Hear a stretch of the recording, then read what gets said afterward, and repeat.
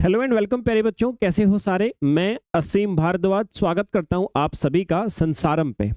MP TET वर्ग 1 की preparation करने वाले सभी एस्पिरेंट्स, आज बायोलॉजी या जीव विज्ञान विषय से जो बच्चे प्रिपरेशन करना चाहते हैं उन सभी बच्चों के लिए ये सेशन है। और आज से देखिए बैच हमारा पहले से स्टार्ट हो चुका है, एनरोलमेंट शुरू हो चुके हैं। आज ये पहली कक्षा हमारी उसके अंतर्गत होगी और इस कक्षा के अंतर्गत जितने भी एस्पिरेंट्स बायोलॉजी विषय के अध्यापक बनना चाहते हैं, सो आप सभी मुझसे और अपने जीव विज्ञान विषय के साथ में अपना परिचय करेंगे, अपना इंट्रोडक्शन करेंगे और सब्जेक्ट को किस प्रकार से हम लोग पढ़ने वाले हैं उन सारी चीज़ों को आप लोग जानेंगे। तो चलिए एस्पिरेंट्स, शुरुआत कर देते हैं अपने सेशन की हम। और आज जीव विज्ञान यानी बायोलॉजी के अंतर्गत जो टॉपिक हम लेने वाले हैं, यानी इवनली आप ये कह सकते हो सर कि हमारे बायोलॉजी विषय की शुरुआत जहां से हुई थी। इवनली बायोलॉजी की शुरुआत तो तब होगी ना जब हमारे जीवन की उत्पत्ति होगी। यही हमारा टॉपिक है बच्चे आज के इस सेशन के अंदर। टॉपिक का नाम रहेगा सर हमारा origin origin of origin of life. Origin of life, या जिसको हमारे द्वारा कहा जाएगा सर जीवन की उत्पत्ति।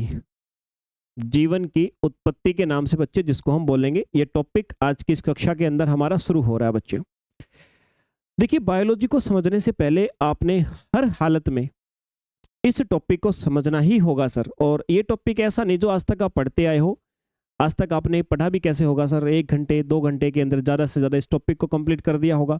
लेकिन मैंने जैसा आपको अनाउंस भी किया था, आप सभी बच्चों को मैंने ये बताया था कि मेरे भाई ये वर्ग 1 का जो बैच आपका हो रहा है, मैं इतनी बातें कि आपसे दावा कर सकता हूँ कि मुझे नहीं पता आपका आज तक बेस कैसा है, आप कितना जीव विज्ञान के बारे में जानते हो, लेकिन मैं इस चीज़ की गारंटी आपको देता हूं कि उस जीव विज्ञान का जो जय बायोलॉजी का जो बी पहला टर्म है वहां से लेकर के और जो लास्ट जहां पे वाई शब्द हम छोड़ते हैं, यानी बायोलॉजी के अंदर लास्ट जो आपका अल्फाबेट वाई यानी जीव विज्ञान का न, वहां तक की चीजें आपको सिखा के छोड़ूंगा मेरे भाई।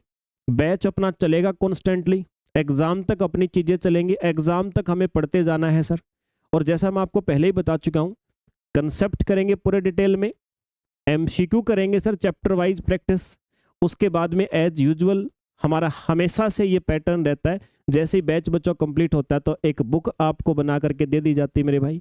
उस बुक के सॉल्यूशन आप हमारे साथ बैठ के करते हो और लास्ट में आपको टेस्ट सीरीज भी अवेलेबल करवाते हैं। तो वही हमारा पैटर्न होने वाला है, आज भी वही होगा इस बैच के अंदर भी। तो चलिए फिर शुरू करते हैं।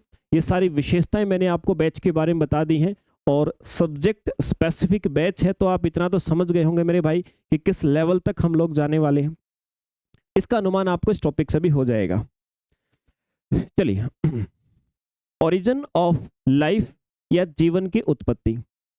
देखिए मेरे भाई, लगभग हर व्यक्ति के अंदर भी क्यूरियोसिटी रहती है और एग्जामिनर भी, जिस एग्जाम के आप एमपीटेट वर्ग 1 की तैयारी कर रहे हो मेरे भाई, तो एग्जामिनर भी आपसे एक्सपेक्टेशन करता है, आप सभी से ये चाहता है कि आपके अंदर भी वो क्यूरियोसिटी हो, उसी क्यूरियोसिटी से आपने सब्जेक्ट को पढ़ा हो, ताकि बच्चों को कल आप टीचर बनेंगे तो बच्चों को भी उसी क्यूरियोसिटी के साथ में, उसी उत्तेजना के साथ में बच्चों को भी आप ये चीज़ें पढ़ा सको बच्चे। तो यहाँ से ओरिजिन ऑफ लाइफ से जहाँ तक मैंने देखा है हमारे कम्पिटिटिव एग्जाम्स के अंदर भी, और इवनली ये तो छोड़ दीजिए, इवनली जो नीट वगैरह डॉक्टर्स के भी एग्जाम होता है मेरे भाई, वहां पर भी एक विशेष तौर पे इससे क्वेश्चंस आपके बनते हैं। बहुत सारे टॉपिक आपको मैं ऐसे पढ़ाऊंगा जो 11th 12th के सिलेबस के अंदर नहीं होंगे, लेकिन फिर भी मैं आपको पढ़ाऊंगा मेरे भाई। उससे अलग बहुत सारा कंटेंट हमें पढ़ना है एग्जाम के अंदर। हमें नहीं पता सर कि क्या आने वाला क्या नहीं आने वाला, मुझे पता, लेकिन आपको नहीं पता, मुझे पता है मेरे भाई। आप लोग सुनी सुनाई 2-4 बातें इधर से सुन ली, किसी का अगर बाई चांस क्लियर हो गया होगा, चाहे कितने भी कम नंबर से क्लियर हुआ हो, लेकिन उसने आपको 2 सजेशन दी होंगे, आप लग गए होंगे, वैसे ही 1 महीना तैयारी करी होगी, उसके बाद फिर बैठ गए होंगे। तो मेरे भाई ये शॉर्ट टर्म वाले प्लान नहीं, जो करेंगे सर वो डेफिनेट करेंगे और डेफिनेट और एक्सट्रीम लेवल तक पढ़ेंगे उस चीज को। तो उसी सीरीज के अंदर करते हैं शुरू हम, ओरिजिन ऑफ लाइफ, जीवन की उत्पत्ति। देखिए मेरे भाई, लगभग सबके अंदर क्यूरियोसिटी होती है कि यार कैसे हमारे जीवन का विकास हुआ, यानी पहला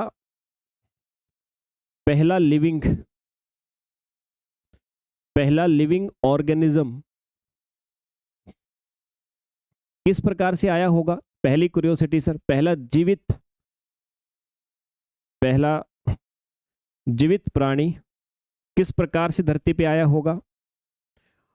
उसका इवोल्यूशन किस प्रकार से हुआ होगा सर? उसका विकास किस प्रकार से हुआ होगा? हमारा यूनिवर्स, जिस यूनिवर्स का हमारी पृथ्वी एक हिस्सा है, हमारा यूनिवर्स, हमारा ब्रह्मांड किस प्रकार से सर प्रकट हुआ होगा? आज जिस सिचुएशन में है उस सिचुएशन में किस प्रकार से हमारे सामने प्रकट हुआ होगा सर? कैसे ये हैपनिंग हुई होगी? हम सबके मन में ये क्यूरियोसिटी है सर इन सारी बातों को जानने की, और एग्जाम के अंदर डेफिनेटली क्वेश्चन यहाँ से बनता है। क्वेश्चन कैसे बनेगा वो भी हम सारी बातें जानेंगे, लेकिन आज एक ही जो छोटा सा सेशन आप सभी के साथ में है, तो इस सेशन के द्वारा आप विषय से संबंधित बहुत सारी चीज़ों के बारे में जान जाएंगे। तो सर ये सारे ही सवाल जानने के लिए अलग अलग हमारे पास में बहुत सारे दर्शन शास्त्री आए, बहुत सारे फिलोसोफर्स हमारे सामने आए। और मैं एक बात आपको क्लियर कर देता हूँ मेरे भाई, आप लोग बायोलॉजी के फादर अरिस्टोटल को बोलते हो ना, अरस्तु से बोलते हो। अरस्तु तो बहुत बाद के व्यक्ति हैं, अरस्तु से पहले की भी बहुत सारी चीजों को आपने पढ़ना है सर। और अरस्तु कोई साइंटिस्ट, कोई वैज्ञानिक नहीं है, अरस्तु स्वयं एक फिलोसोफर थे, एक दर्शन शास्त्री थे। उनका एक्चुअल सब्जेक्ट, जिसको अगर आप कहो कि भाई सर कौन से सब्जेक्ट में अरस्तु जो है वो माहिर थे, तो मेरे भाई एक लॉजिक नाम से सब्जेक्ट आता है, एक तर्क शास्त्र जिसको कहा जाता है, वो पूरा सब्जेक्ट अरस्तु के देन है। अरस्तु कोई वैज्ञानिक नहीं थे, लेकिन विज्ञान के अंदर कंट्रीब्यूशन है। अब अरस्तु का हो सकता है जो कि वैज्ञानिक नहीं है, तो अरस्तु के अलावा भी बहुत सारे व्यक्ति हैं जिनका कंट्रीब्यूशन आपके पास में है। और ये जो ओरिजिन ऑफ लाइफ है, यहाँ पर आप समझ लीजिए वैज्ञानिकों का जिक्र कम आएगा, फिलोसोफर्स का जिक्र ज्यादा आएगा। अरस्तु भी स्वयं एक फिलोसोफर थे। तो मेरे भाई जब ये क्यूरियोसिटियां हमारे अंदर हैं, इनका सॉल्यूशन करने के लिए, इन क्यूरियोसिटियों का जवाब देने के लिए बहुत सारे ऐसे फिलोसोफर्स, बहुत सारे व्यक्ति जो पहले से ही विख्यात थे, उन्होंने अपने कुछ प्रिंसिपल्स दिए, उन्होंने अपने दावे किए कि भाई जीवन की उत्पत्ति इस प्रकार से हुई होगी। कई प्रकार के प्रिंसिपल है हमारे पास में, लेकिन उन प्रिंसिपल से पहले आज हम किस कंक्लूजन पे हैं, आज हम क्या मानते हैं, थोड़ा सा मुझे आपको वो बताना पड़ेगा। पहले 10 से 20 मिनट मैं आपके उसी समय उसी चीज के ऊपर लूंगा, जो कंक्लूजन पहले बताऊंगा कि आज हम क्या मानते हैं, फिर मैं शुरू से शुरू करूंगा चीजों को। कौन कौन से प्रिंसिपल आए, पहले प्रिंसिपल अपडेट करके दूसरे प्रिंसिपल को किसने अपडेट किया, तीसरे को किसने अपडेट किया, चौथे को किसने अपडेट किया, फिर मैं उन सारी बातों पे आऊंगा और दोबारा से जो मैंने कंक्लूजन अभी बताया है उस चीज को फिर विस्तार से भी आपको समझाऊंगा। तो आइए शुरू करते हैं अपने कंसेप्ट को। और पहली बात जो हमारी आती है मेरे भाई, जीवन के प्रकट होने, यानी हमारी जो लाइफ का इवेंट है, ये लाइफ इवेंट हमारा हैपनिंग कब हुआ था, ये प्रक्रिया कब संपूर्ण हो गई थी, तो अप्रोक्सीमेटली 4 बिलियन ईयर्स एगो, लगभग मेरे भाई 4 बिलियन वर्ष पूर्व हमारी पृथ्वी के ऊपर, या आप कह सकते हो कि सर हमारी पृथ्वी के ऊपर हमारा जीवन की जो प्रक्रिया है, जो प्रोसेस है, पहला जीव के उत्पन्न होने की जो प्रोसेस है वो कंप्लीट हो गई थी। यानी आपसे पूछे कि सर जीवन पहली बार कब प्रकट हुआ था, तो लगभग आज से 4 बिलियन वर्ष पूर्व, 4 बिलियन वर्ष पहले जीवन हमारी अर्थ के ऊपर प्रकट हो गया था सर। ठीक है, ओके सर। अब जीवन प्रकट हुआ तो मैंने कहा भाई अलग अलग, आज जो फिलोसोफर्स हमारे पास में अलग अलग व्यक्तियों ने इसकी परिभाषित करने की कोशिश करी, और किसने कैसे परिभाषित किया वो सारी कैटेगरियां मैं आपको समझाऊंगा। लेकिन एक बार मैं आपको इन सारी थ्योरियों का जो आज हमने गिस्ट निकाला है, गिस्ट यानी आज हमने सर जो सार निकाला है, वो सार क्या है, कौन सी ऐसी थ्योरी है या कौन सा ऐसा प्रिंसिपल है जिसको सबसे ज्यादा हम सही मानते हैं। पहले एक बार इस प्रिंसिपल को हमारे द्वारा पढ़ लिया जाए। ये आपको पहले इसलिए बता रहा हूं ताकि फिर मैं जब थ्योरियां आपको समझाऊंगा तो आप समझ पाओ। अगर मैं ये बिना आपको गिस्ट बताए, बिना सार बताए थ्योरियां समझाने लगूंगा ना, तो आपके मन में आएगा सर ये क्या गलत पढ़ा रहे हो आप हमें, सर क्या गलत गलत थ्योरियां पढ़ा रहे हो, ऐसा तो है ही नहीं। मेरे भाई मुझे भी पता है, लेकिन अगर शुरुआत वाले व्यक्ति ही गलत दे के गए हों तो हम क्या कर सकते, पढ़ना तो पड़ेगा उसको। और जब तक गलत थ्योरी नहीं पढ़ोगे तो सही का ज्ञान कैसे होगा। तो उन सारी चीज़ों के ऊपर हम आएंगे, और ये पहला गिस्ट सार जान लेते हैं। और इस सार वाली थ्योरी का नाम है रासायनिक रासायनिक विकास। रासायनिक विकास बोले तो सर केमिकल इवोल्यूशन, या ओरिजिन बोल सकते हो आप इसको, केमिकल ओरिजिन। और ये केमिकल ओरिजिन के नाम से आप लोग थ्योरी मान सकते हो मेरे भाई अभी के लिए। अब आप कहोगे सर थ्योरी किसने दी, बिल्कुल भी मैं आपको नहीं बताने वाला अभी। थ्योरी किसने दी वो सीक्वेंस में ही समझाऊंगा, उलझाऊंगा नहीं आपको बीच बीच में। एक टीचर और एक सामान्यतः कोई भी व्यक्ति, देखो पढ़ा तो आज हर कोई एक दूसरे व्यक्ति को रहा ही है। ह्यूमन नेचर है कि आप चाहे सामने वाले से ज़्यादा जानते हैं या नहीं जानते, लेकिन सामने वाले को सिखाना सबको पसंद है। लेकिन बेहतर तरीके से कैसे सिखाया जा सकता है कि सामने वाला पजल भी ना हो, सीख भी जाए इंटरेस्ट के साथ में, वो चीज़ें करवाने वाले का टीचर कहा जाता है। तो मेरे भाई पजल नहीं करूंगा यहाँ पर फालतू के नाम बता करके, नाम मैं आपको सारे के सारे सीक्वेंस से बताऊंगा। और ये जो आपके पास में केमिकल कंसेप्ट है हमारे ओरिजिन से रेलिवेंट, हम ऐसा कहते हैं कि हमारी लाइफ का ओरिजिन जो है उसका एक ही कंसेप्ट है, केमिकल ओरिजिन या केमिकल इवोल्यूशन आप बोल सकते हो। इस थ्योरी के माध्यम से हम ऐसा मानते हैं कि हमारे जीवन की हमारी लाइफ की क्या हुई है सर, उत्पत्ति हुई है। ठीक है, यानी हमारी लाइफ की उत्पत्ति रासायनिक विकास के अंतर्गत हुई है, या रासायनिक विकास की प्रक्रिया के अंतर्गत हुई है। अगर आपसे कभी कोई पूछे कि हमारे जीवन की उत्पत्ति का प्रोसेस क्या है, प्रोसेस क्या है मेरे भाई, हमारे जीवन की उत्पत्ति की प्रक्रिया क्या है, तो उस प्रक्रिया का नाम है सर रासायनिक विकास। मैं फिर से एक बार इस बात को लिख देता हूं, रासायनिक विकास। और चीजों को मैं वहीं पर रिपीट करूंगा जहां पर मुझे लगेगा कि मेरे को देखने वाले व्यक्ति के दिमाग में ये सारे के सारे शब्द जो है ना वो छप जाए।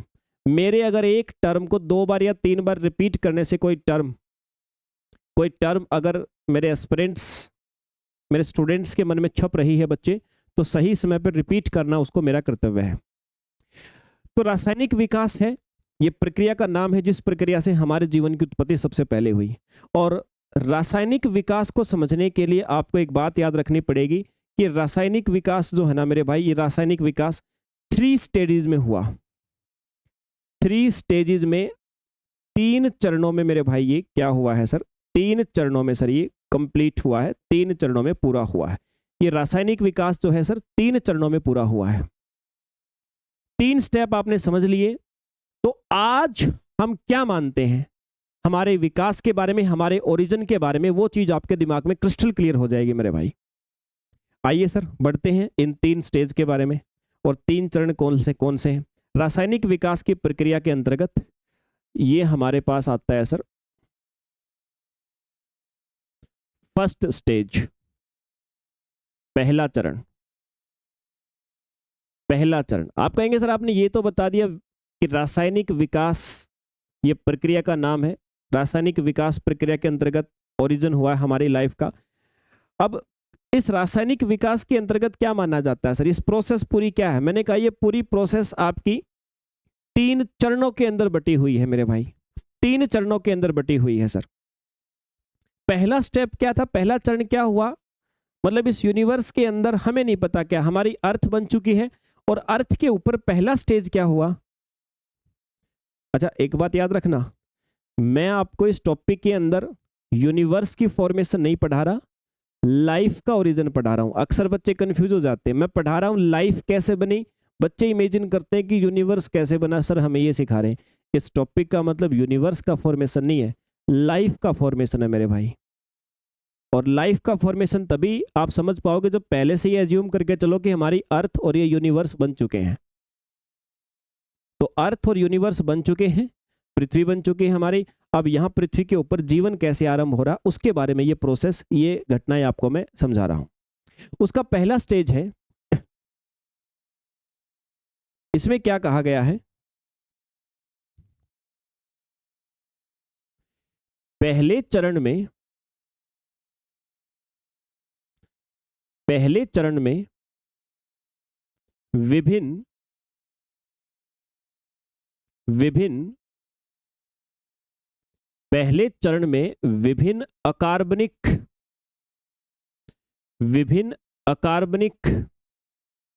पदार्थों, ये अकार्बनिक पदार्थ कौन कौन से, जैसे जैसे तत्व हो गया या यौगिक बोल सकते हो, बाइलिंगुअल बताऊंगा आपको। अकार्बनिक पदार्थों जैसे तत्व या यौगिक से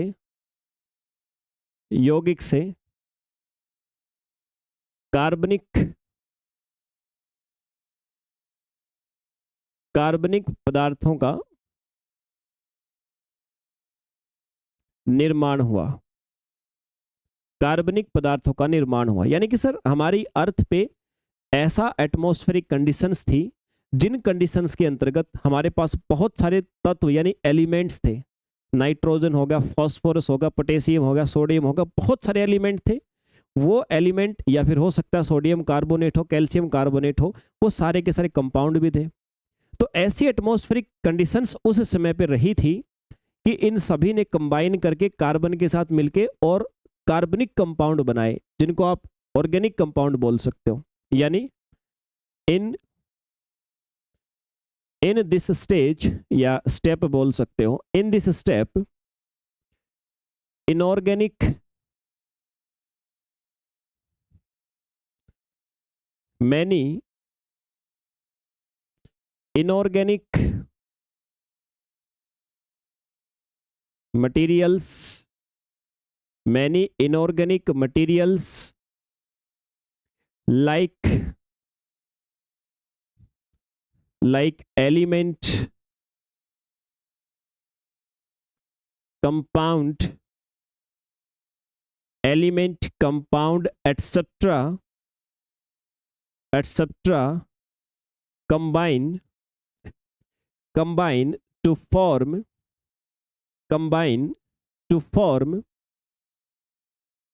organic materials। That's it sir. ये बाइलिंगुअल मैंने आपको बता दिया कि सबसे पहले सर इनऑर्गेनिक मटेरियल्स, बहुत सारे एलिमेंट्स कंपाउंड हमारे आसपास बिखरे हुए थे और ऐसी एटमॉस्फेरिक कंडीशन हमारी अर्थ के ऊपर एग्जिस्ट करती थी कि ये सारे के सारे कंपाउंड्स ने कंबाइन किया और कंबाइन करके ऑर्गेनिक कंपाउंड में कन्वर्ट हो गए। अब ऑर्गेनिक में कन्वर्ट करने का बेनिफिट क्या है वो आपको सेकंड स्टेज के अंदर पता लगेगा। ये फर्स्ट स्टेज थी आपके पास में। फर्स्ट स्टेज के बाद सर फिर हमारे पास आई सेकंड स्टेज या सेकंड स्टेप के नाम से उसको बोल सकते हो आप। दूसरा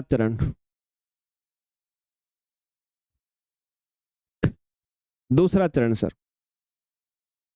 और सेकंड स्टेज के अंतर्गत क्या हुआ सर, इसके अंतर्गत ये जो आपके सरल कार्बनिक कंपाउंड या मटेरियल्स बने हैं, मैंने क्या कहा, इनऑर्गेनिक से ऑर्गेनिक मटेरियल बन गए सर। अब लिख देता हूं, बेहतर समझ में आएगा। इस चरण में इन सरल जो पीछे बने थे सरल कार्बनिक पदार्थों से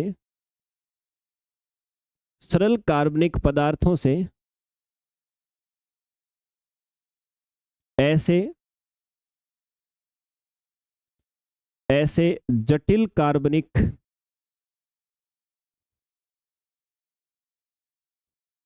पदार्थ बने जिनमें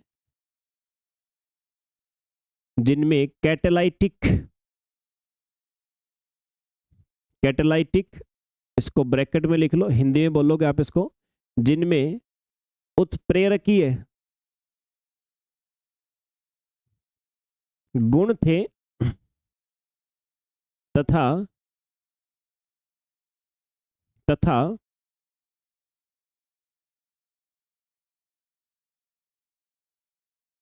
खुद का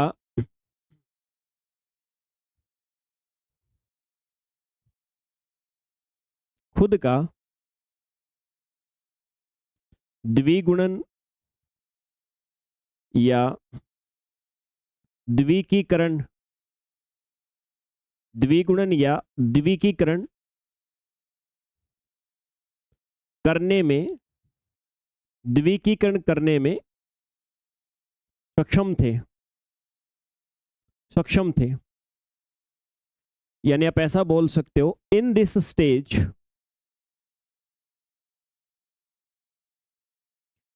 these simple organic materials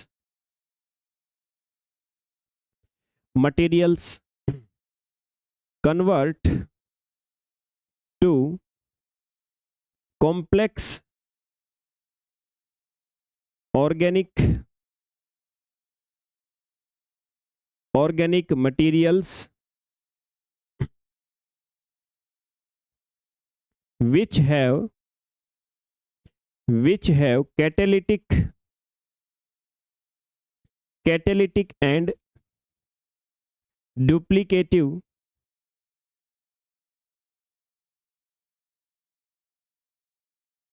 properties.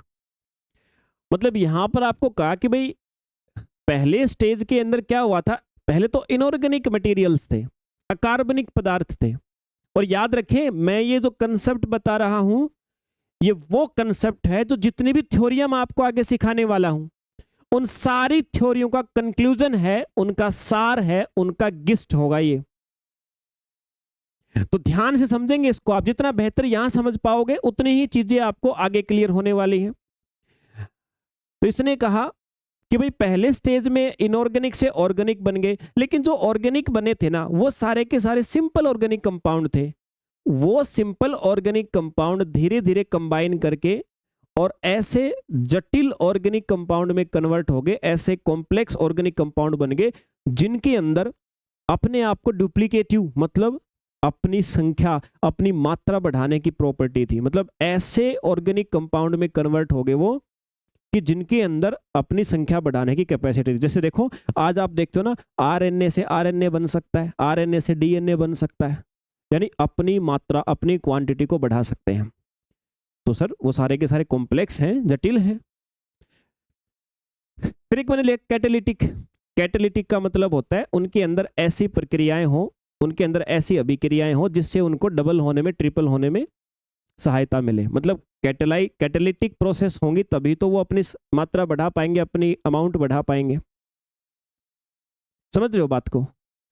तो ऐसे सिंपल ऑर्गेनिक कंपाउंड से ऐसे जटिल ऑर्गेनिक कंपाउंड बने, ऐसे कॉम्प्लेक्स कंपाउंड बने जिनके अंदर कैटालिटिक प्रॉपर्टी थी, मतलब उनके अंदर कुछ क्रियाएं हो सकती थी, और क्रिया होने से फिर वो अपना डुप्लीकेशन भी कर सकते थे, द्विकीकरण भी कर सकते थे, मतलब अपने अमाउंट को बढ़ा सकते थे। तो सर ऐसे ऑर्गेनिक मटेरियल्स ने अपनी अमाउंट को बढ़ाना शुरू किया, बढ़ाना शुरू किया, बढ़ाना शुरू किया। और फिर आया तीसरा स्टेज, थर्ड स्टेज फिर आया सर हमारे पास में। थर्ड और फाइनल स्टेज आया। इस स्टेज में क्या हुआ,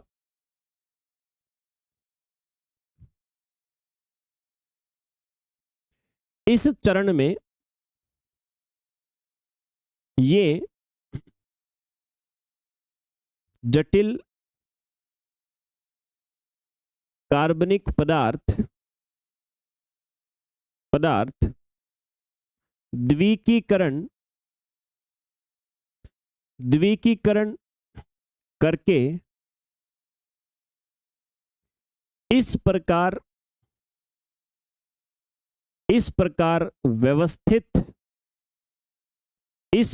व्यवस्थित हुए कि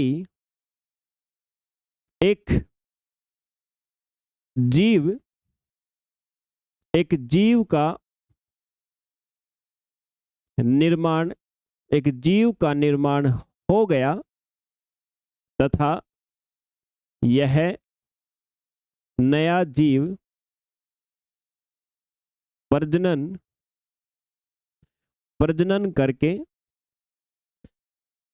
करके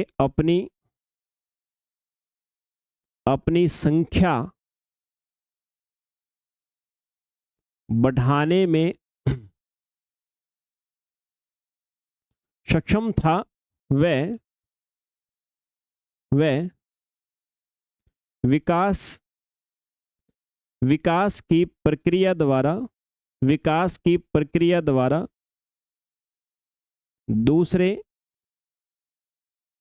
दूसरे जीवों के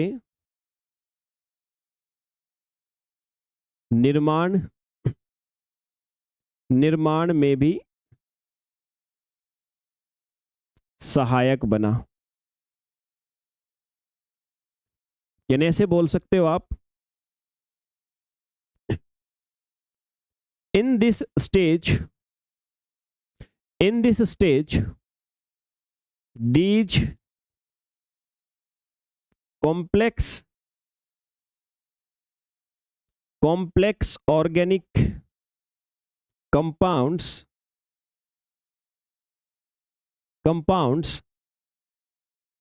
arrange in a manner by duplicative properties so that a living organism evolve and start reproducing and help in evolving other organisms। कहने का मतलब ये है कि भाई इस तीसरे चरण में क्या हुआ, जो अभी तक आपके पास में ऐसे कॉम्प्लेक्स ऑर्गेनिक कंपाउंड बने थे जो डुप्लीकेटिव प्रॉपर्टी थी, अपनी अमाउंट बढ़ा सकते थे, तो उन्होंने क्या किया, डुप्लीकेशन की प्रोसेस से अपनी अमाउंट बढ़ाए और अमाउंट को बढ़ाते एक ऐसी व्यवस्था में अरेंज हो गए कि उनके अरेंजमेंट से एक जीवित जीव का निर्माण हो गया। मतलब जैसे एक मटका बनाते हैं, एक कुंभकार एक मटका बनाता है, तो मिट्टी पड़ी हुई है, उस मिट्टी को अपने चाक पे रख के एक ऐसी अरेंजमेंट में सेट करता है, उस मिट्टी को जितनी भी चीजें पानी मिट्टी और जो भी चीजें कलर उसने मिला रखे हैं उसको एक ऐसी व्यवस्था में अरेंज करता है वो कि उससे एक मटके का निर्माण हो जाता है। तो वैसे ही जो इनऑर्गेनिक मटेरियल है ना, वो भी अपनी मात्रा बढ़ाते एक ऐसी व्यवस्था में अरेंज हुए कि पहली बार एक जीवित जीव का निर्माण हो गया। अब जरूरी थोड़ी कि वो जीवित जीव हमारी तरह से एक ह्यूमन बीइंग उठ के खड़ा हो गया, हाँ भाई अब बन गया हूं मैं। हो सकता है सर बहुत ही कम डेवलप, आज हमारे आसपास इतने सारे कम डेवलप जीव हैं जिनके नाम भी नहीं जानते और आज तक हमने देखा भी नहीं होगा, क्योंकि उनको बिना माइक्रोस्कोप के देखा भी नहीं जा सकता है। तो सर ऐसा ही कोई जीव शुरुआत में बना होगा, उस जीव ने फिर क्या अपना रिप्रोडक्शन करके अपनी संख्या बढ़ाई होगी और उसने फिर और ऐसी परिस्थितियां क्रिएट करी होंगी कि दूसरे जीवों का भी उत्पादन हो सके, निर्माण हो सके। आज जैसे हम अपने घर पे अगर बहुत सारे संतरे रख दें, बहुत सारे अंगूर रख दें, तो सर हमने एक प्रकार से ऐसा परिस्थितियां उत्पन्न कर दी ना कि आओ भाई दूसरे बैक्टीरिया यहाँ पर आकर के पनपो, गलने दो, सड़ने दो और दूसरे बैक्टीरिया फंगस यहाँ पर उत्पन्न होंगे। एक ब्रेड को रख दो, दूसरे फंगस उत्पन्न होने के लिए उन्हें परिस्थितियां, तो एक जीव दूसरे जीव के उत्पन्न होने के लिए परिस्थितियां क्रिएट कर सकता है। तो ऐसे ही हुआ सर। तो ये तो मेरे भाई आप सभी के सामने जो दिया गया है, ये 3 स्टेज मैंने आपको बताए हैं, 3 स्टेजेस मेरे भाई आप सभी के सामने हैं, जिन 3 स्टेज में हम ऐसा मानते हैं कि आज हमारी लाइफ जो बनी है वो सबसे ज्यादा मान्य सिद्धांत यही है। यानी जितने भी आप कंक्लूजन्स, जितनी भी थ्योरियां आप लोग पढ़ने वाले हो, उन सारी की सारी थ्योरियों का मेरे भाई यही कंक्लूजन आप सभी के सामने मिलने वाला है सर। उम्मीद करता हूं आप सभी को ये बात समझ में आई होगी मेरे भाई, है ना, क्लियर होगी बात कि लाइफ सबसे पहले कैसे आई, वो लाइफ के बारे में ये प्रिंसिपल है। अभी भी ये प्रिंसिपल या ये थ्योरी जो मैंने बताई आपको, केमिकल या रासायनिक विकास वाली, आपको उतनी समझ में आई होगी जितना आपका बेस क्लियर है। यानी जितने केमिकल्स के बारे में अगर आप इमेजिनेशन कर पा रहे हैं, अगर आप मेरी बातें सुन के ऐसा इमेजिनेशन कर पा रहे हैं कि भाई केमिकल्स का हमारी बॉडी में क्या रोल है, क्या हमारी बॉडी में कोई ऑर्गेनिक या इनऑर्गेनिक केमिकल है, क्या आप जानते हो कि प्रोटीन, कार्बोहाइड्रेट्स, फैट्स हैं, लिपिड्स हैं, हमारी बॉडी के अंदर कैसे रिस्पॉन्सिबल है, हमारी बॉडी का निर्माण क्या इनसे हुआ है। अगर आपको थोड़ा बहुत ये क्लियर है तो फिर इमेजिनेशन आपकी हाई लेवल की हो सकती है। नहीं है तो फिर मेरे भाई बनाने के लिए तो इस बैच में जुड़े हैं हम। मुझे नहीं पता आपकी किस्मत में क्या बनना लिखा है, लेकिन मैं इतना जरूर आपको गारंटीड कह सकता हूँ कि इस बैच के बाद में आप टीचर खराब नहीं बनेंगे सर। अपनी लाइफ में आप टीचर बनेंगे, क्या बनेंगे सर, सरकारी बनेंगे, प्राइवेट बनेंगे, क्या बनेंगे सर, आप अपनी किस्मत लिखवा के आए, आपकी मेहनत पर डिपेंड करेगा वो। लेकिन सर भविष्य में एक बार पढ़ लिए कंसेप्ट इस बैच के अंदर, तो इतनी मैं गारंटी देता हूँ आपको, आप भविष्य में कभी खराब टीचर नहीं कहलाएंगे सर। क्योंकि एक टीचर बनने के लिए जितने कंसेप्ट की गहराई, कंसेप्ट को डिलीवर करने की स्किल चाहिए ना मेरे भाई, वो सब आपको देके जाऊंगा मैं इस बैच के अंदर। चलिए, इतनी बात समझ में आ गई। अब आ जाओ फिर से शुरुआत से शुरू करते हैं। शुरुआत से शुरू करने का मतलब क्या है सर? अब हम शुरुआत करेंगे वहां से मेरे भाई, सच में जहां पे पहली बार एक कंसेप्ट दिया गया था। मैंने आपको क्या कहा था कि देखो, यूनिवर्स की क्रिएशन के बाद में जो अर्थ बन गई, अब अर्थ के ऊपर जो लाइफ ऑर्गेनिज्म की, किसी भी जीव की, यानी हमारी लाइफ का ओरिजिन कैसे हुआ, उसके बारे में बहुत सारे कंसेप्ट थे। और वो कंसेप्ट सारे के सारे जो थे ना, उनको मिला करके जो एक थ्योरी सबसे ज्यादा मानी जाती है, वो मैंने आपको पढ़ाई है। लेकिन सर अब सारे पढ़े एक एक करके, आपको भी तो पता होना चाहिए आपकी जो आपको लाइफ मिली है, जो जीवन मिला है, कितने संघर्ष हुए होंगे, कितने लोगों ने उसके लिए कंसेप्ट किए होंगे। तो आ जाइए, दो कैटेगरीज में बांटा गया है हमारी विज्ञान के अंतर्गत, जीव विज्ञान के अंतर्गत जितने भी कंसेप्ट आपको दिए गए हैं हमारी ओरिजिन ऑफ लाइफ से रिलेटेड। और मेरे भाई मैं कह रहा हूं, ये चैप्टर अभी तो शुरू हो रहा है, ये चैप्टर अभी तो शुरू हो रहा है। जितना मजा आपको आने वाला ना इसके अंदर, जो सीखने को मिलेगा आपको। और एक बार अगर आप सब्जेक्ट के साथ जुड़ गए ना, आपने अपना रिलेशन सब्जेक्ट के साथ बना लिया, मैं बीच में एक सेतु, एक पुल का काम कर रहा हूं, तो मेरे भाई हर कंसेप्ट के अंदर, चाहे वो केमिस्ट्री हो, चाहे फिजिक्स हो, आप कोई भी विषय हो, सब पे ये बात लागू होती है। यहाँ बायोलॉजी हम पढ़ रहे हैं, तो बायोलॉजी के अंदर जो आप यहाँ से रिलेशन बना है ना आपको, फिर कंसेप्टों के अंदर आपका चाहे जूलॉजी हो, चाहे बॉटनी हो, चाहे माइक्रोटेक हो, चाहे माइक्रोबायोलॉजी हो, या आपका एनवायरनमेंट या डेली लाइफ आपकी से रिलेटेड आपकी हो, फिर हर चीज के अंदर आपको जुड़ाव महसूस होगा। ओके सर, तो मैंने कहा कि जितने कंसेप्ट उनको दो कैटेगरीज में बांटा गया है। पहली कैटेगरी हमारी लाइफ के ओरिजिन से रिलेटेड है, उसको हम बोलते हैं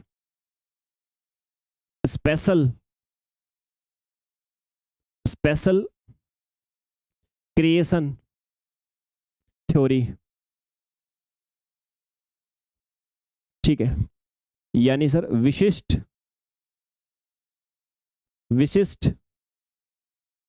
उत्पत्ति सिद्धांत।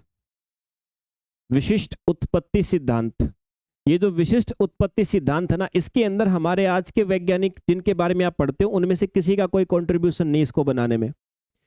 इसको बनाने के लिए जो हमारे धार्मिक ग्रंथ हैं या बहुत पुराने समय के व्यक्ति हैं, ये बिलीफ या फिर ये थ्योरी उन्होंने क्रिएट करी है।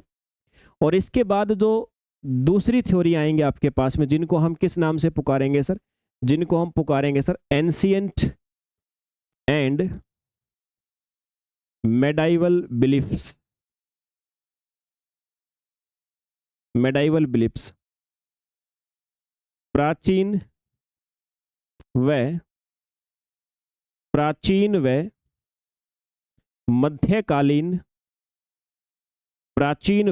मध्यकालीन धारणाएं।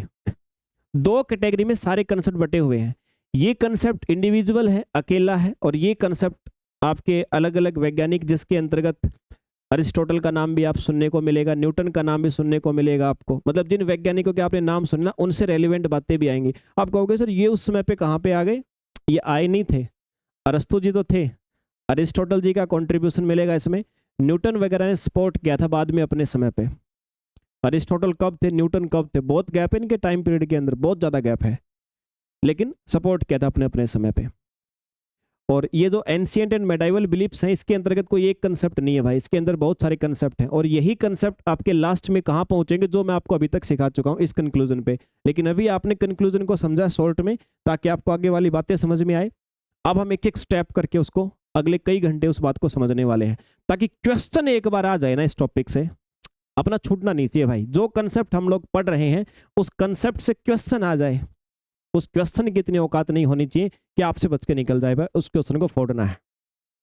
ओके सर, तो आइए पढ़ते हैं, जानने की कोशिश करते हैं। और सबसे पहली जो आपकी थ्योरी है, जिसको आपने कहा sir special creation theory, special creation theory के नाम से आप जिसको जानते हो, इसको एक बार हम शुरू कर देते हैं सर, क्या क्या बातें आपको जाननी है।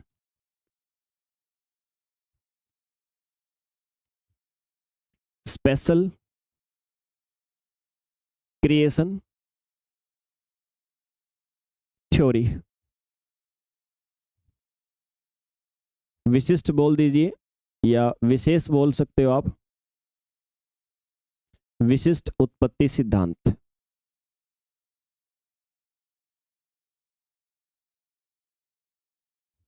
जी आपको सारी की सारी मेरे मुख से जो बातें निकल रही हैं आपके ब्रेन के अंदर सेट कर दूंगा, लेकिन मुझे ऐसा एस्पिरेंट, ऐसा स्टूडेंट नहीं चाहिए जो सोशल मीडिया से इतना ज़्यादा प्रभावित हो कि उसको सब कुछ fast fast fast fast, teacher एक बार बोल के बस अगली बात पे अगली बात पे, सर दोबारा हमें बात आपकी सुननी नहीं है। मुझे वो एस्पिरेंट नहीं चाहिए। वो एस्पिरेंट सबसे ज़्यादा है इस मार्केट में, और सो दैट वो रहेंगे भी, क्योंकि उनको सिर्फ अच्छा क्या लग रहा है उससे मतलब है, सिलेक्शन कैसे होगा, किस रास्ते से होगा उससे मतलब नहीं है। और वो माइंडसेट उनका सोशल मीडिया ने बना दिया। शॉर्ट्स वीडियो जब से चली हैं, इन्होंने व्यक्ति का पेशेंस ही खत्म कर दिया मेरे भाई। तो मैं एक्सपेक्टेशन करता हूं कि एटलीस्ट अगर आप सिलेक्शन लेना चाहते हैं तो अपना जजमेंट मेरी तरफ मत लेके आइए। आपकी औकात उतनी है नहीं कि आप मुझे जज कर पाओगे मेरे भाई। आप सिर्फ ये कर सकते हो कि आप जितना जानते हो उसके आधार पे सिर्फ जजमेंट ले सकते हो, और उसके आधार पे लोगे तो आज तक ले ही रहे हो। सच सच बताना कितने टीचरों के कोर्स खरीद चुके हो, वो चलता ही रहेगा ऐसे ही। लेकिन एक बार आप इतना ध्यान रखें, सिलेक्शन लेना है तो अपने जजमेंट को साइड में रख दीजिए। अगर आप अच्छी प्रकार से कंसेप्टों को समझ पा रहे हैं तो सर कर दीजिए समर्पित संसार में एप्लीकेशन के ऊपर अपने आप को। और ये जॉब जो अपना दिसंबर के अंदर एग्जाम आने वाला है सर, इसको हमने किसी भी हालत में क्लियर करना है। विशिष्ट उत्पत्ति सिद्धांत, एक नाम से ही दिख रहा है सर हमें, विशिष्ट उत्पत्ति, जीवन की उत्पत्ति से रेलिवेंट है आपका ये, ठीक है। इसने आपको क्या बताया, इसने कहा भाई एक सुपर नेचुरल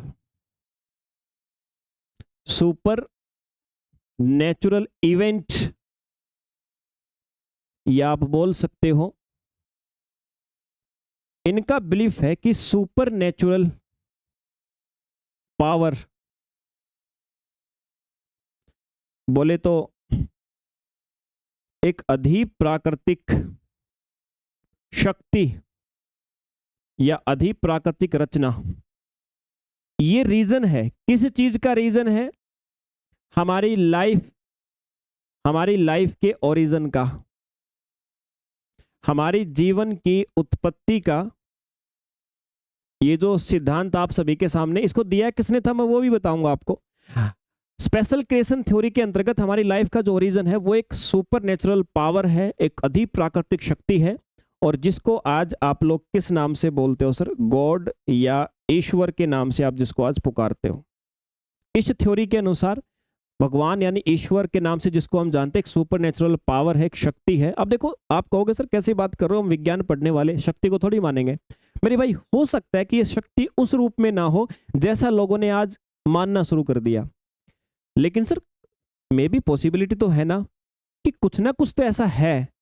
अब उसको आप साइंटिफिक नजरिए से देखोगे तो आप उसको अलग नाम दे सकते हो, लेकिन जिसको साइंस नहीं आती तो वो साइंस को क्या करता है, अपने दैनिक जीवन का कोई ना कोई नाम देके पढ़ता है। तो हो सकता है कि उस समय पे जब विज्ञान का ज्यादा विकास नहीं था तो लोगों ने उसको सुपर नेचुरल पावर मान लिया हो, लेकिन साइंस के ही कुछ ना कुछ कंसेप्ट लगेंगे, उन्हीं की तो खोज में आज विज्ञान पढ़ते हैं हम।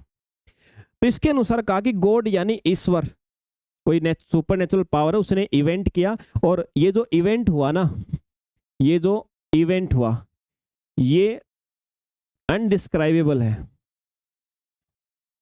यानी ये इवेंट को अवर्णनीय है, अवर्णनीय है, इसका वर्णन नहीं हो सकता। इस थ्योरी के अंतर्गत ऐसा भी कहा गया कि इसका वर्णन नहीं हो सकता। हम जो जीवित जीव हैं, हमारी उत्पत्ति जहां से हुई है, उस सुपर नेचुरल पावर का हमारे अंदर वर्णन करने की कैपेसिटी नहीं है। हो सकता है कि ऐसा हो जिसने हमें बनाया है, चाहे वो नेचर ने बनाया हो, चाहे किसी भगवान ने, किसी भी सुपर नेचुरल पावर ने बनाया हो सकता है कि हमें ऐसी कैपेसिटी ना दी हो कि हम उसका वर्णन कर सके कौन सी घटना थी। भाई जब हम थे ही नहीं उस समय पे तो हम वर्णन कैसे करेंगे? हो सकता है कुछ बातों की सच्चाई हो इसके अंदर भी। ओके सर, ये बात भी थोड़ी थोड़ी शूट करती लग रही थी हमें। और फिर आज बाइबल पढ़ते हो आप, आपको मैं इस थ्योरी के अंतर्गत बाइबल ने इसका वर्णन किया है, बाइबल ने इस थ्योरी के अंतर्गत वर्णन किया मेरे भाई। बाइबल नहीं भी पढ़ी तो पढ़ना आप कभी, फिर आपको हिंदू धर्म से रेलिवेंट कुछ बुक्स हैं, उन्होंने भी इसी थ्योरी के अंतर्गत आती है, मतलब इसी थ्योरी में आती है वो सारी की सारी। तो बाइबल ने कहा है कि भाई ये जो हमारे लाइफ का क्रिएशन हुआ है,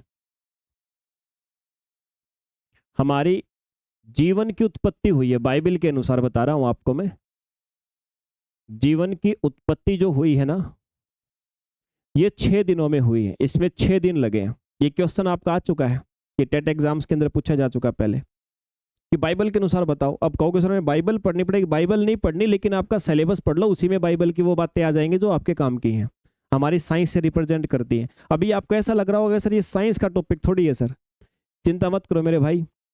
साइंस के फादर जब साइंटिस्ट नहीं है तो तुम्हें क्या लगता है कि जहाँ से साइंस सीखना करोगे शुरू करोगे वहाँ से साइंस शुरू हो जाएगी?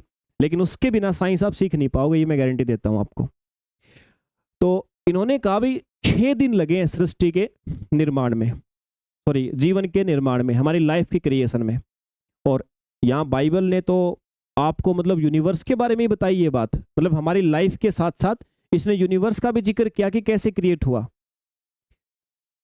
हमारी लाइफ के साथ साथ यूनिवर्स के बारे में बाइबल ने कहा है 6 दिनों में सृजन हुआ है, ठीक है। जिसमें से इनके अनुसार, बाइबल के अनुसार फर्स्ट डे जब निर्माण हो रहा था जीवों का, जब हमारी लाइफ का निर्माण होने की बात थी ना, तो पहले दिन क्या हुआ था? पहले दिन अर्थ एंड हेवन, मतलब पहले दिन किस चीज का निर्माण हुआ? इनके अनुसार पृथ्वी और स्वर्ग का। कहोगे सर बायोलॉजी के अंदर स्वर्ग भी आ गया, चिंता मत करो, हर चीज आएगी।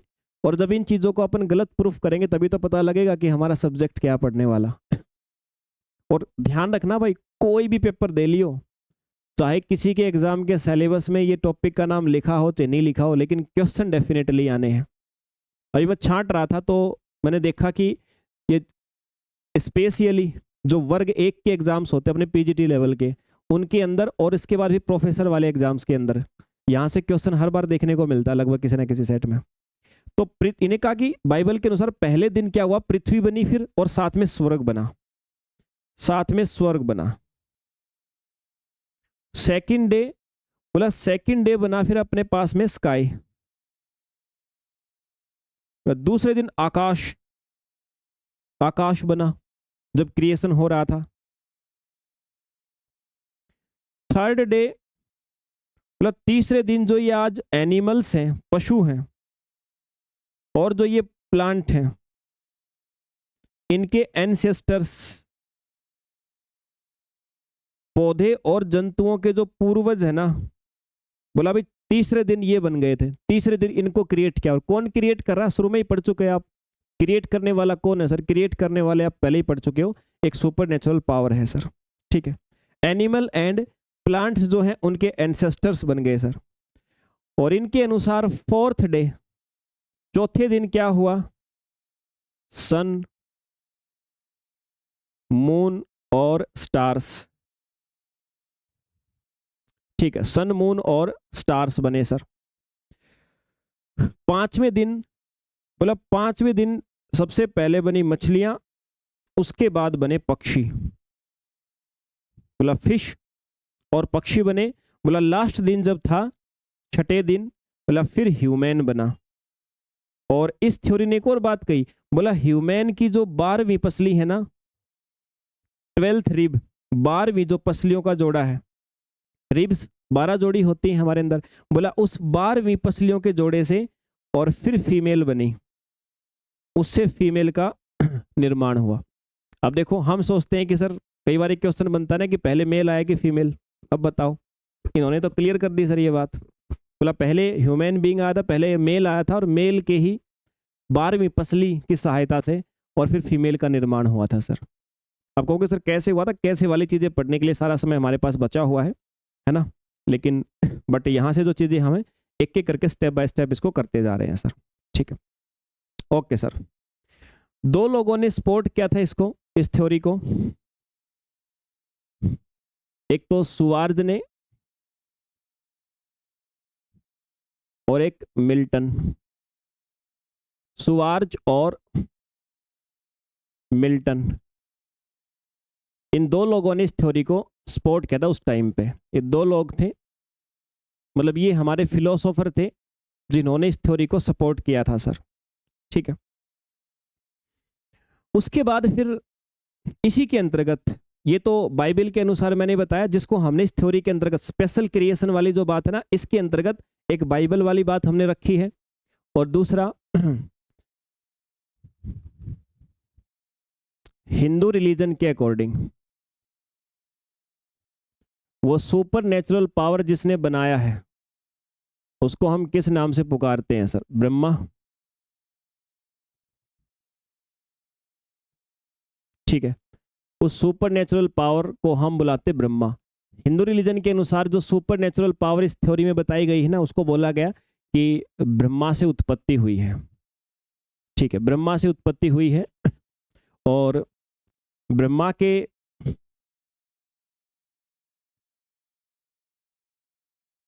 सिर से कुछ चीजों की उत्पत्ति हुई है, ब्रह्मा की छाती से कुछ चीजों की उत्पत्ति हुई है, ब्रह्मा के मुख से कुछ उत्पत्ति हुई है, और कुछ ब्रह्मा के बालों से। यहाँ पर चार चीजों का इस थ्योरी में जिक्र किया गया। मतलब इनिशियल स्टेज पे जो जीव बने थे, बाकी जीव फिर धीरे धीरे विकास होता गया, विकास होता गया, और बाकी के जीव बनते गए भाई। ठीक है, तो देवता, दानव, मानव, तीन चीजें मैंने कहा। देवता, दानव और मानव, ये तीन चीजों की उत्पत्ति, देवता, दानव और मानव, तीन चीजों की उत्पत्ति हुई है ब्रह्मा जी के सिर से, ऐसा इसमें माना जाता है भाई। ब्रह्मा जी के सिर से इनकी उत्पत्ति हुई, देवता, दानव और मानव की। ठीक है, पक्षियों की उत्पत्ति उनकी छाती से हुई है।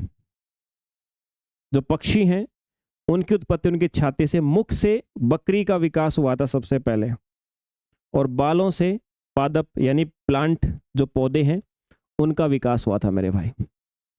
तो ये इस थ्योरी के अंतर्गत आपको दिया गया था, और आप सभी के सामने बातें रखी गई थी मेरे भाई, और उम्मीद करता हूं आप सभी को ये चीजें क्लियर भी हुई होंगी। ये थी स्पेशल क्रिएशन थ्योरी, जिसको हमने पढ़ा है विस्तार के साथ में सर। और जिस विस्तार से हम पढ़ रहे हैं मेरे भाई, ये तो आप ये लगा लीजिए कि जो अगली अभी मेन थ्योरी जो अपनी, ये तो धार्मिक एक पॉइंट ऑफ व्यू है जो हमारे जीव विज्ञान के अंतर्गत आज भी माना जाता है। अब इसके बाद में जो पीछे मैंने आप सभी को बताया था, पीछे जो मैंने आपको बताया था एंशिएंट, याद करिए, ancient and medieval belief, ancient and medieval beliefs जो मैंने आप सभी को बताया, प्राचीन और मध्यकालीन धारणाएं। अब ये है हमारे सिलेबस का 80%, मतलब इस टॉपिक का 80% हिस्सा ये है अभी जो अपने को पढ़ना है। अभी तक आपने मतलब मैक्सिमम से मैक्सिमम कह सकते हो 20% बातें पढ़ी हैं इस ओरिजिन ऑफ लाइफ के बारे में। 80% जो थ्योरियां अब जहाँ से हमारे वैज्ञानिक आने शुरू होंगे, और उन चीज़ों के ऊपर हम भी थोड़ा अच्छे प्रकार से फोकस करके पढ़ा जाएगा, वो सारी चीज़ें होंगी। तो बच्चे ये आज पहला सेशन मैंने आपका लिया। आज का हमारा समय हो चुका है, जैसा मुझे दिखाई दे रहा है ना, आज का समय हमारा हो चुका है। आप इतना ही एज ए डेमो लेक्चर इतना ही देख पाओगे, मुझे भी पता है आप सभी का, आप 2 घंटे के लिए नहीं बैठोगे। तो ये एक स्पेशल सेशन आप सभी के लिए अरेंज किया गया है, तो आप सारे बच्चे इसको देख लेंगे। वैसे मैं आपको बता देता हूँ बच्चे, अब ये अगर आपको वर्ग 1 के लिए प्रिपरेशन करनी है तो सर सिंपली आपको करना क्या है, प्ले स्टोर पे जा करके और संसारम एप्लीकेशन डाउनलोड करनी। वैसे जो बच्चे बैच के अंदर इस सेशन को देख रहे होंगे तो एप्लीकेशन में पहले से मिलेंगे। एप्लीकेशन डाउनलोड करनी, अपने दोस्तों को सभी फ्रेंड्स तक शेयर कर दीजिए, क्योंकि बैच एक बार शुरू हो रहा है तो दोबारा बार बार अगर इसके बाद कोई बच्चा एंटर करेगा तो फिर छूटेगा सिलेबस, फिर उसको लेक्चर्स नहीं देख पाएगा। तो एप्लीकेशन है बच्चे, अभी अपने जो नए सिरे से नए बैच जो शुरू हुए हैं, तो आपके इसके वर्ग 1 के लिए, वर्ग 1 के लिए ये सेशन आप जहाँ पे देख रहे हो, ये बायोलॉजी का सेशन था। बायोलॉजी का बैच अपना नए सिरे से स्टार्ट हुआ है। केमिस्ट्री का अपना सेशन नए सिरे से स्टार्ट हुआ है। आज बायोलॉजी का लेक्चर डेमो आप सभी को प्रोवाइड हो गया, कल केमिस्ट्री का हो जाएगा। और ये बच्चे अपना फिजिक्स का। ठीक है, मतलब आप ये मान सकते हैं बच्चे, आप किसी भी प्रकार की गवर्नमेंट जॉब की तैयारी कर रहे हैं, स्पेशली जिसमें अच्छे खासे लेवल का सिलेबस आता है, जैसे टीचिंग एग्जाम्स, अभी केवीएस भी आपका वैकेंसी जाने वाली है केवीएस के अंतर्गत, और Bihar public service commission BPSC की। तो इन लगभग इन सारी चीज़ों के लिए बैच अपने आरंभ हो गए हैं। अभी 1 अप्रैल से लगभग सब में क्लासेस स्टार्ट हो जाएंगे अपने अपने निश्चित समय पे, और समय आप सभी को अपने बैच के अंदर ही बता दिया जाएगा। तो बच्चे पूरी तरह से अपने मग्न होकर के तैयारी अपनी प्रिपरेशन के अंदर लग जाएं। फिर भी किसी बच्चे को ऐसा लगता है, और कुछ बच्चों को एक डाउट ये था कि सर मान लो कि हम लाइव सेशन के अंदर नहीं देख पाते हैं, हमारा लाइव क्लास के टाइम पे हम भी कहीं स्कूल में कहीं ना कहीं पढ़ाते हैं, क्योंकि वर्ग 1 की तैयारी करने वाले बहुत सारे बच्चे जो हैं वो कहीं ना कहीं पढ़ा रहे हैं। तो बच्चे अगर ऐसा कहते हैं सर हम भी कहीं पढ़ा रहे हैं तो लाइव नहीं देख पा रहे, तो बच्चे मैं आपको बता दिया कि जिस भी टाइम पे जो बैच का अपना अपना टाइम है जिसका, उस टाइम पे लाइव क्लास चलती है। लाइव क्लास जैसे ही खत्म हुई तो मिनिमम बस 5 मिनट लगते हैं, 5 मिनट के अंदर वो लेक्चर आपका कंप्लीट अपलोड हो जाता है आपके बैच के अंदर, विद इन 5 मिनट्स अपलोड हो जाता है। और अब आप इस अपलोडेड लेक्चर को अगले 1 साल 2 साल तक, कितने भी टाइम तक आप देखना चाहें मेरे भाई, आप जितनी भी बार देखना चाहें आप उसको किसी भी टाइम, रात के 12 बजे देखो चाहे दिन के 12 बजे देखो, किसी भी टाइम पे आप लोग देखो, आप आसानी से इस लेक्चर को, इस सेशन को देख सकते हो। बाकी अगर जानकारी चाहिए आपको बैच के अंदर मिलने क्या वाला है, वो मैं पहले भी आपको बता चुका। बैच के अंदर आपको ईच एंड एवरी वो चीज़ें मिलेंगी जो चीज़ें आपकी प्रिपरेशन के अंदर सहायक होंगी। एग्जाम तक हमारी प्रिपरेशन चलेगी। आपको एक प्रोफेशनल कंपनियां जैसे आज मार्केट के अंदर चल रही हैं, जो कंपनियां केवल बिजनेस पर्पज से आप सभी के साथ में है, वैसा आपको 1% भी चीज़ें नहीं मिलने वाली हैं। बस आपकी तरफ से मेहनत में कमी नहीं होनी चाहिए मेरे बच्चे। चलिए फिर मुलाकात होगी आप सभी से अगले सेशन के अंदर, और नए सिरे से अपना फर्स्ट टॉपिक से हम शुरू करेंगे इसके बाद में। आज ये डेमो सेशन था हमारा जो आप सभी के साथ हमने लिया। मिलते हैं बच्चों, जय हिंद भाई।